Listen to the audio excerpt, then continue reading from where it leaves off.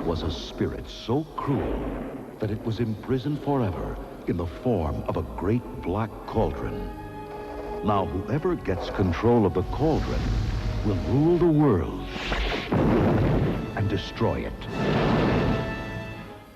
These are our heroes, the ones that will save us. A fearless fighter. But I'm not afraid. Ouch! A princess, currently without a throne. Ouch! And a lovable pest, Gurgi. Munchings and crunchings in here somewhere. But look what our heroes are up against. Moose. Creeper. A servant of evil. And evil is their leader, the Horned King. And his army of deathless warriors. In 70mm photography and 6-track Dolby sound, Walt Disney Pictures presents The Black Cauldron. Soon the Black Cauldron will be mine. Uh-oh, trouble. Goodbye. The Black Cauldron.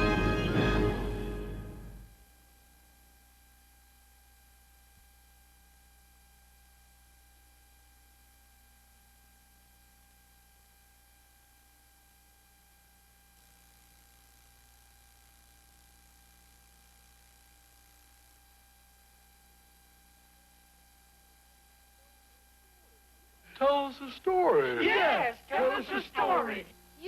They're the longest-running and most successful series of movies ever made. For 50 years, Disney animated films have been a rite of childhood, a fountain of youth for grown-ups, and the foundation of an entertainment empire.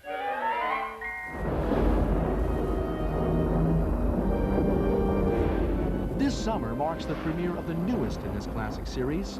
The Black Cauldron is Disney's 25th animated feature.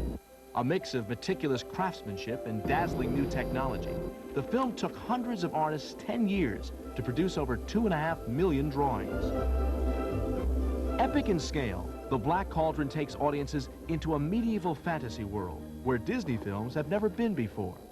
But as producer Joe Hale explains, the process of creating that world still begins as it did 50 years ago. You start out with a blank sheet of paper and a pencil, and then you've got to make characters that'll make people laugh and cry and believe that they're human, and that's a tremendous challenge. Set in the mythical kingdom of Prydain, Terran, a young pig keeper who dreams of being a hero, must prevent the evil Horned King from capturing the Black Cauldron and using its supernatural power to muster an army of immortal warriors. The story abounds with the kind of characters you expect from Disney.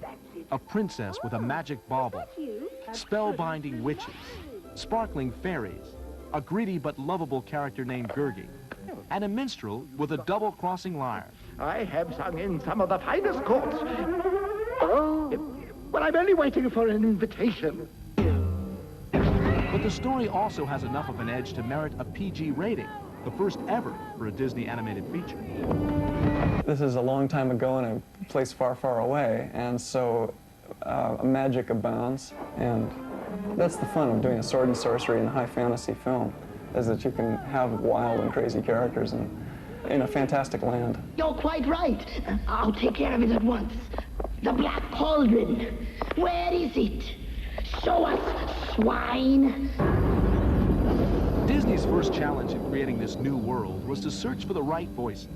British actor John Hurt was called upon to dredge up a voice for the villainous Horned King. Very well. In that case, the pig is no use to me. Well, I think that everybody should remember that he's not an easy man to deal with. Comic John Byner's unique voice gave life to the half-human, half-animal creature known as Gurgi.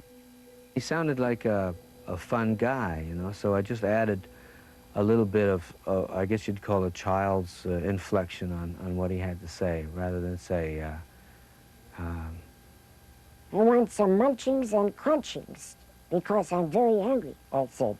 I said, I want some munchings and crunchings, because I'm very hungry. It said that. So. Oh, poor miserable Gurgi deserves fierce smackings and whackings on his poor tender head.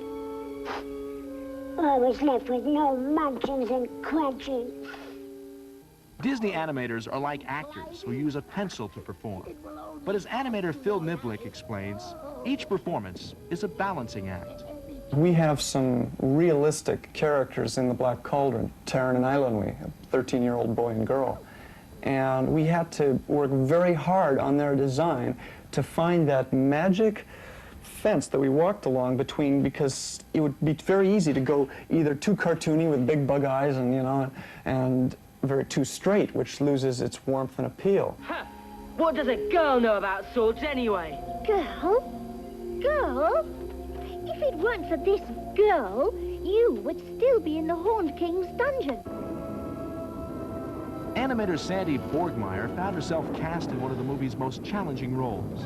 The Cauldron Born, one scene that I did, the drawing was, I mean, it took at least an hour to do every drawing. They're skeletons. The anatomical structure, they had spears and swords and rags hanging off of them and armor and helmets and so much detail.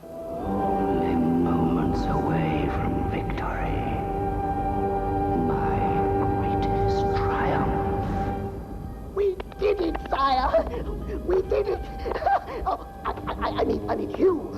Yes, of course, you did it, sire. Disney characters start out as lines on a blank page. The animators give them personality. But the magic created by special effects animators really brings their fantasy world to life.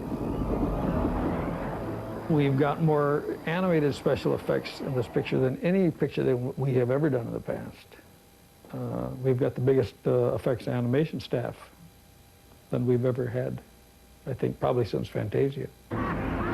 Some of the spectacular effects that rage through the Black Cauldron include tornadoes, magic swords, fireballs, earth-shattering explosions, and laser-generated ectoplasm.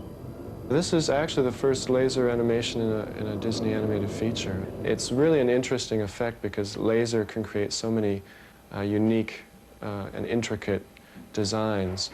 And it works so well because it's so organic and it just flows right over the bodies. To complement the Black Cauldron's exciting visual world, sound designer Mike McDonough created a stunning audio world never before heard. What just so happens up in Utah is the plant where they manufacture the jet engines, the rocket engines for the space shuttle. I made arrangements to go out there while they were test firing one of these engines. And that gigantic thrusty sound is an element in the Black Cauldron coming to life.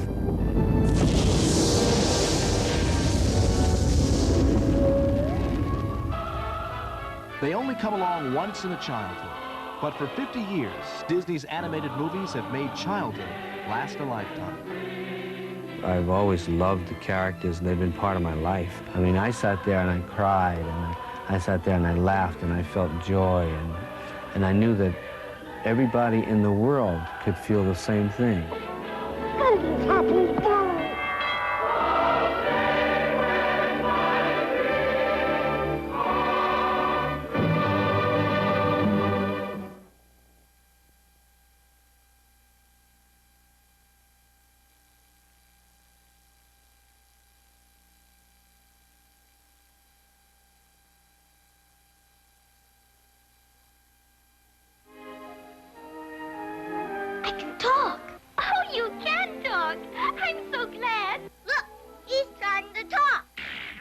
What makes an animated character uniquely Disney? Search me.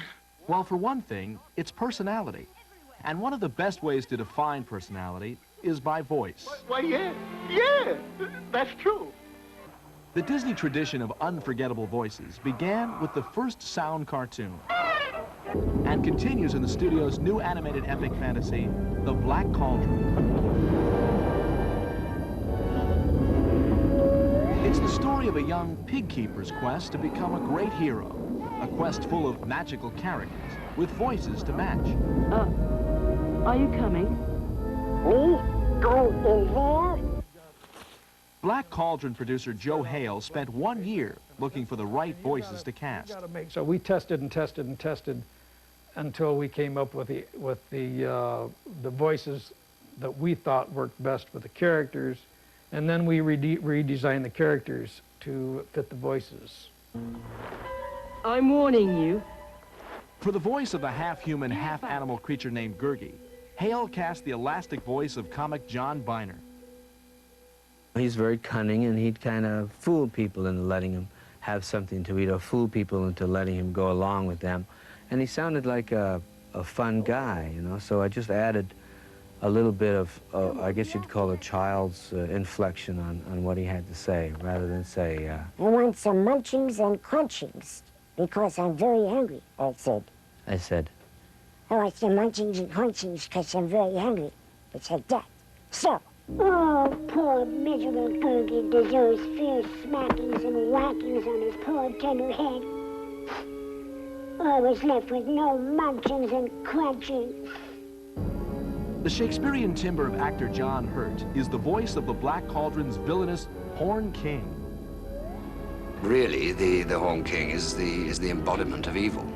And he was such a loathsome creature. I believe that, I don't know, I seem to dredge a voice from somewhere, from the bowels of the earth, I think. I presume, my boy, you are the keeper of this oracular pig. Yes, sir. Then instruct her to show me the whereabouts of the Black Cauldron. Well, I think that everybody should remember that he's not an easy man to deal with. The voices of John Hurt and John Biner will become part of a cherished movie-making tradition when The Black Cauldron premieres this summer. Gurgi's happy day!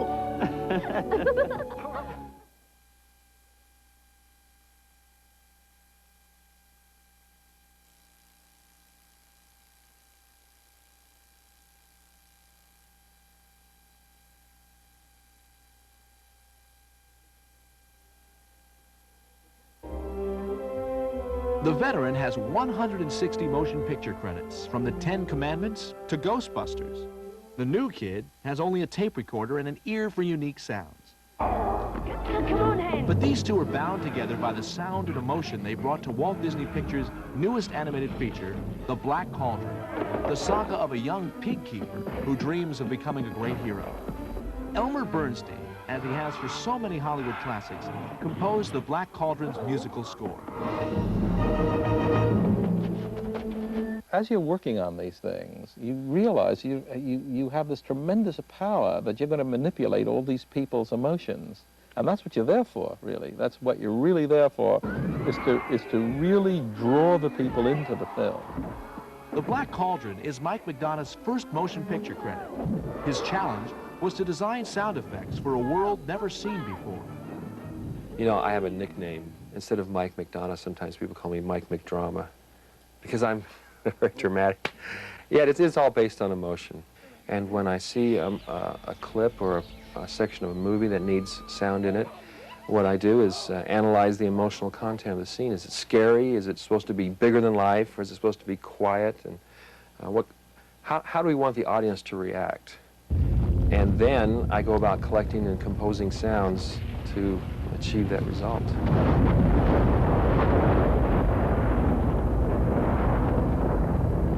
McDonough's results were often achieved in rather unlikely ways. For the hundreds of unique sounds in The Black Cauldron, he used everything from the roar of the space shuttle's engine to a sound he cooked up using surgical gloves and macaroni. The actual sound of the warriors, these dead warriors coming to life and standing up, and I took the surgical gloves and I filled them up with macaroni and I just sort of squished them out, squished it through the fingers, and it was, you know, it was really a mess. And I mean, a rational person doesn't do this, but that's the kind of thing that someone has to do if they're interested in getting a good sound that is unique. Elmer Bernstein conducts emotion into The Black Cauldron with a melody and a baton. Music's basically an emotional art. It's not an intellectual art. You don't listen to a piece of music and say, what does that mean? You know, you say, well, it makes me feel happy, or it makes me feel sad, or it makes me feel something. For instance, in the case of Taran, the assistant pig keeper, who wants to be a warrior. I picked a theme that I know could, if I wanted to, sound sort of military. It goes like so.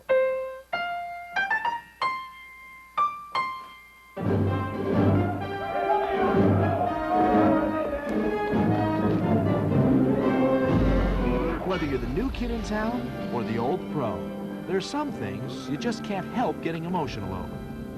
I have never gotten over a sense of joy, even after being in this business for 35 years. I've never gotten over a sense of joy of being able to walk into a projection room at 10 o'clock in the morning and seeing a free movie.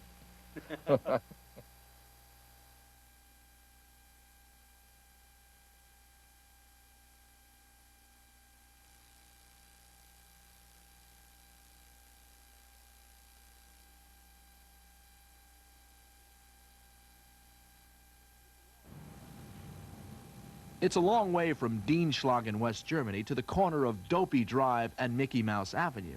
But that's the journey Andreas Deja has made to become an animator at the Disney studio, and an important contributor to Disney's new animated epic, The Black Cauldron. There they are!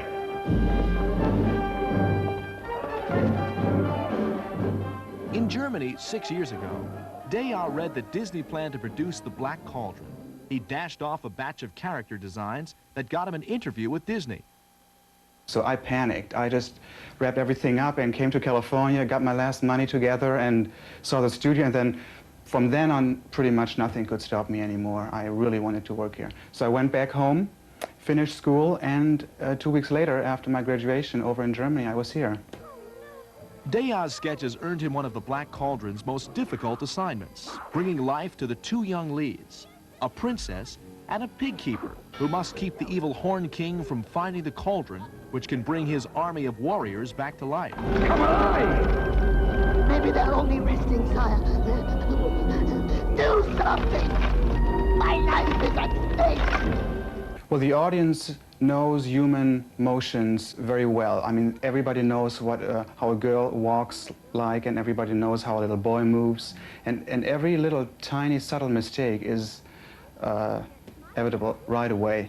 So we have to really get those subtleties in there and make them right, which is real hard. For example, right here, I had a little acting scene of the main witch, the boss, and she just gets into this hysterical laughter and pushes her hair aside, cleans her ear.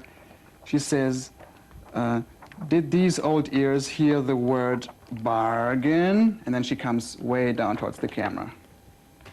Did these old ears hear the word bargain? Deja's status as a Disney animator makes him something of a celebrity back in Germany, occasionally bringing him proposals of marriage from Fräulein fans. But for now, the real romance is in the characters he conjures up on his drawing board. Andreas Deja's credit on the newest Disney film is proof that old-fashioned American success stories happen all over the world. Goldie's happy day.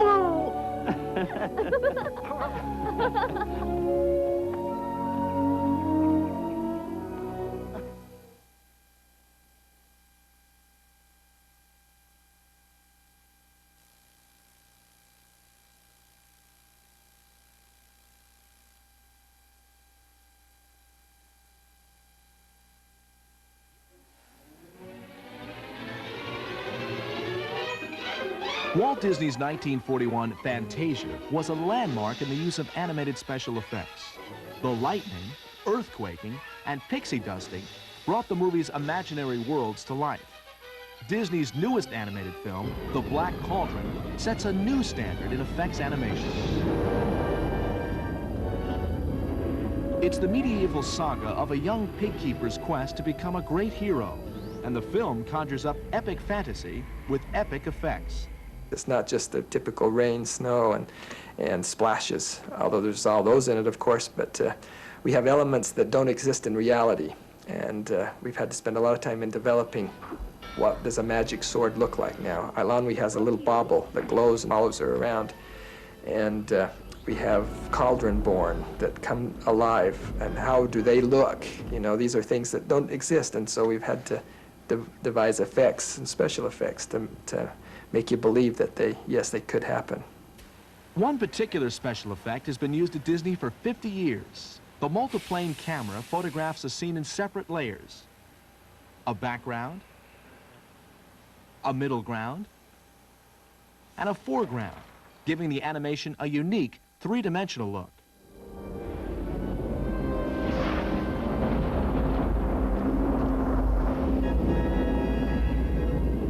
Another special effect, a flying point-of-view shot, was created by character animator Phil Nibbling. And at this point, we've just seen the pig running around in sheer panic, and there's been these huge, massive shadows that have swept across the valley floor, across the pig. And then you cut up to the sky, and there's this huge rush of wings, and up comes this gigantic monster bird. And then we cut to some also these shots, these helicopter fly-in shots where we're rushing across the grass and stuff. And actually, that was a first to do that kind of thing, because I animated the entire grass, all the entire valley floor is animated. The Black Cauldron adds another first-time effect to the Disney repertoire with laser animation. It's really an interesting effect because laser can create so many unique and intricate designs. And it works so well because it's so organic and it just flows right over the bodies to create a kind of a green mist that fills the whole dungeon. With animated special effects, Disney has long taken audiences into worlds they've never seen before. It's a tradition that continues in the Black Cauldron.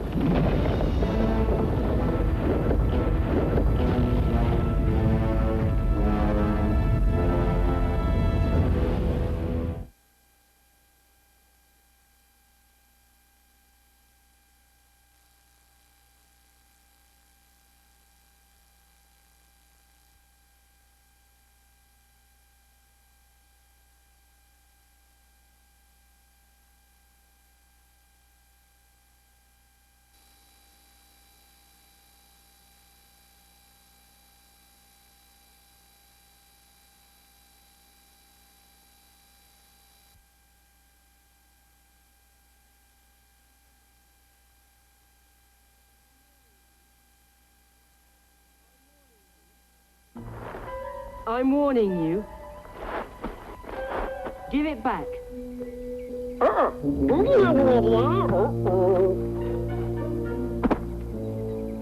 Give it back. I warn you. Come on, the apple, let's have it.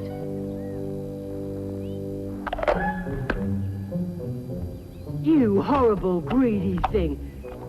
You should be ashamed of yourself. Oh, poor miserable Gurgi deserves fierce smackings and whackings on his poor tender head. I was left with no munchings and crunching. Have you seen my pig?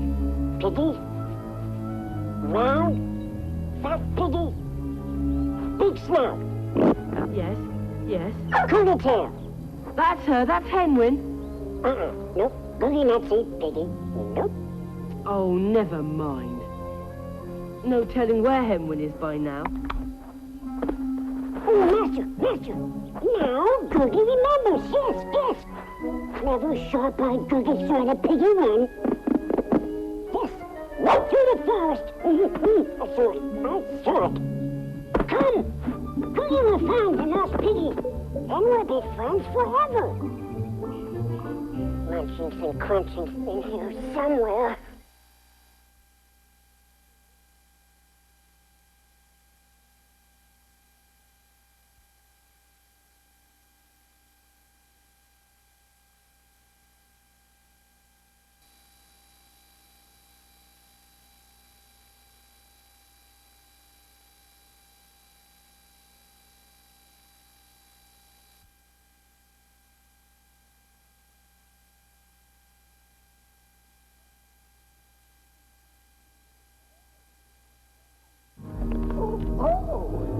I'm sorry.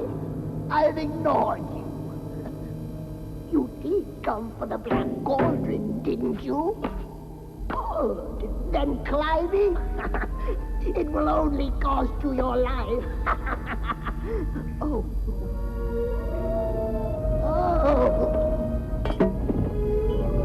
Everything is ready, sire. My, such a brave and handsome group. scullery maid and a broken-down minstrel. Perhaps it may interest you to see what fate has in store for you. Now I call my army of the dead.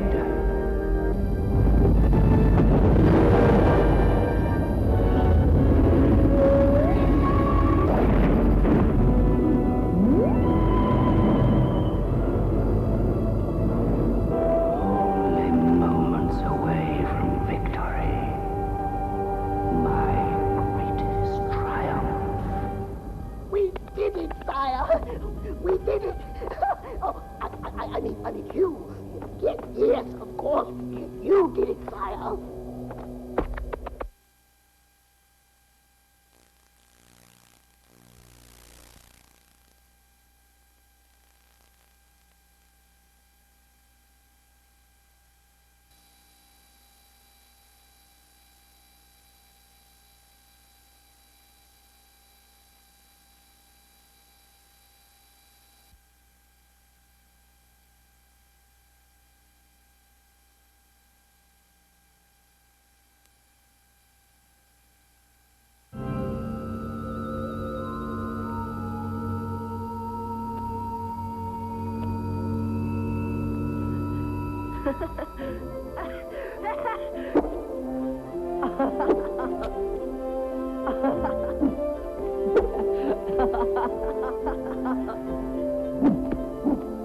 Are you all right? Oh, good. You're safe. Well, of course. Come on. I'm going to get you out of here.